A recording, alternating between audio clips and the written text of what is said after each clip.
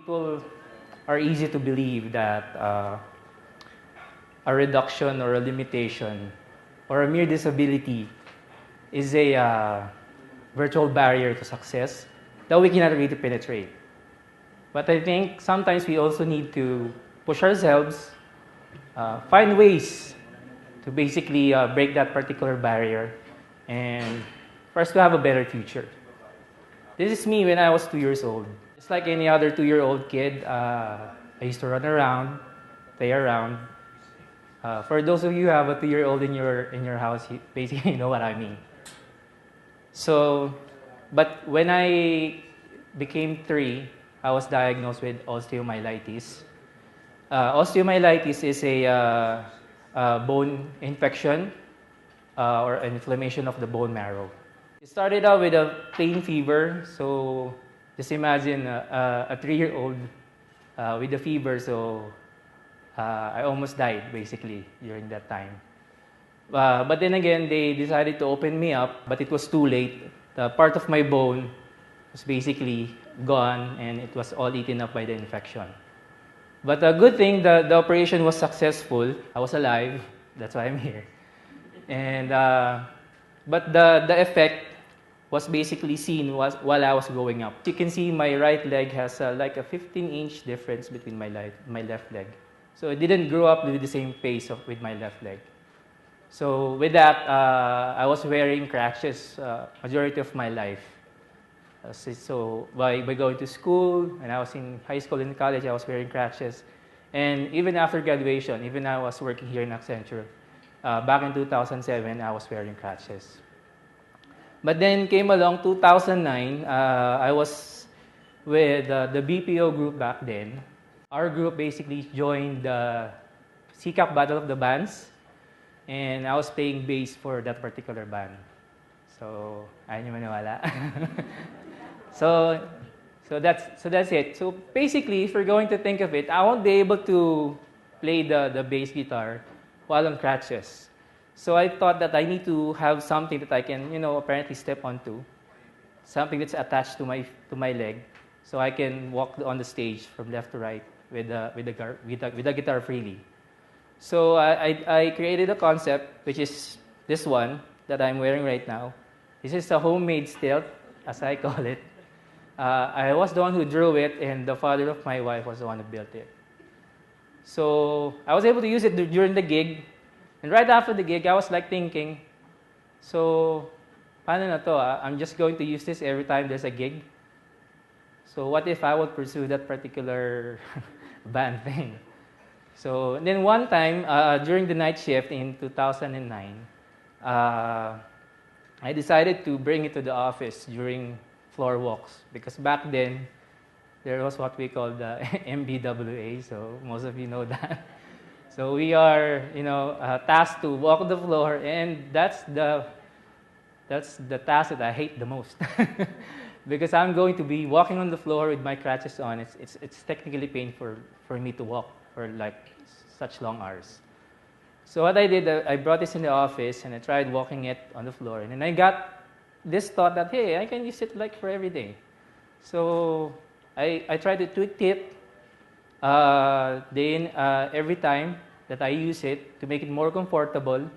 So for you guys who are asking what this is made of, this is made of wood, rubber, and some strap from old bags. So recycle talaga. So since then, I ditched my crutches, so I was able to walk freely with this one. So my both hands are now usable, so I can bring some stuff. And at the same time, I had my kid in 2010, so I can, carry my kid.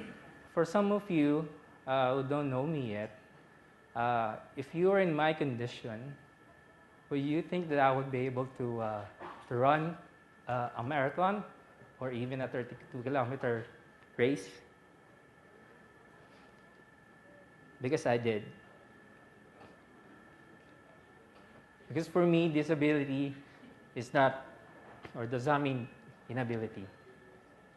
I participated in more than 19 race events since last year.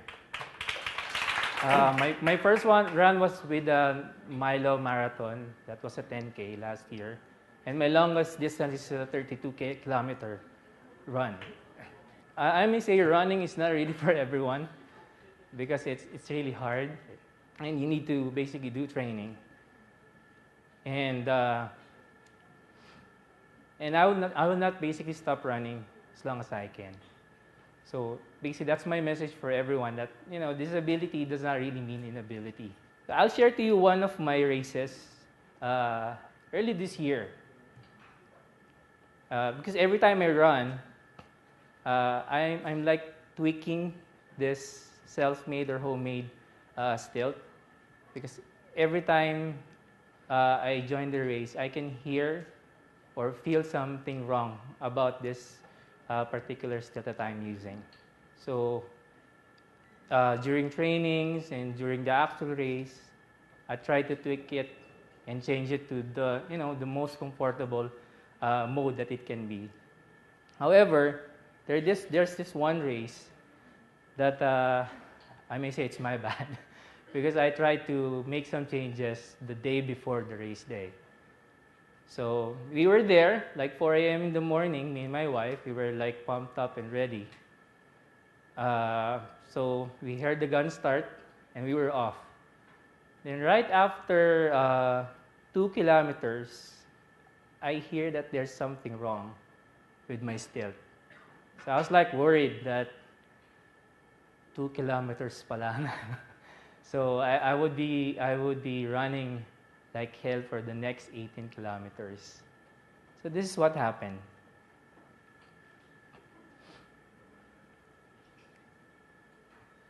That's the picture of my stilt. So if you can notice, the front part or the back part or the back sole of my stilt was dismantled.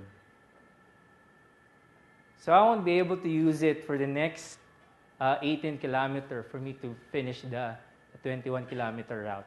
So the picture above there is the route from MOA to Cavitex and back. So you can just imagine how long that particular route would be. So what I did was, instead of looking at it negatively, because my wife told me that, so DNF na tayo. By the way, in running, we have a term called DNF or did not finish. And I said to my wife, okay, DNF na tayo. Did not fail. Hindi did not finish. So what I did, I look at the ones that left. Instead of me dwelling na nasira siya and how can I basically proceed, I look at the positive side. Still have my wife, primarily, and I still have God, and I still have the stilt. So if you can see in the picture, it became leveled on the third picture, on the third small picture right there. Because what I did, I removed the other sole, so it would be leveled down.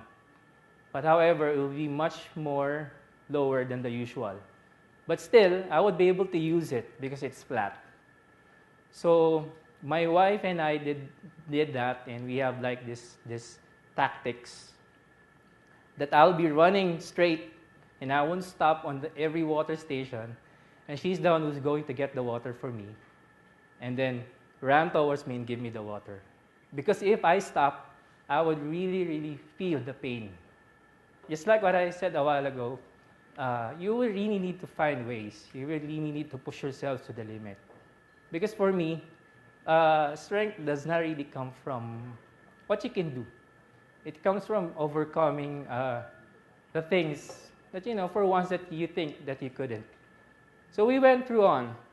At the 18th kilometer of the race, so it's like last 3K, it was really extremely painful for me.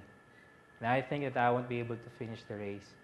But then again, my wife was there supporting me, and she said that it's the last 3 kilometers. Ngayon ka pa ba ayaw? So we ran, walked and ran until I reached the finish line. So, it's not looking at it negatively. You just have to look at something positive out of every struggle or situation that you are in. So again, We finished the race.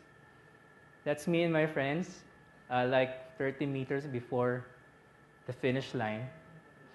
And I was able to get the small medal and finish the 7-Eleven race. Again, it's not about finding your limits. It's finding out what lies beyond them. That's where you will find out your strength.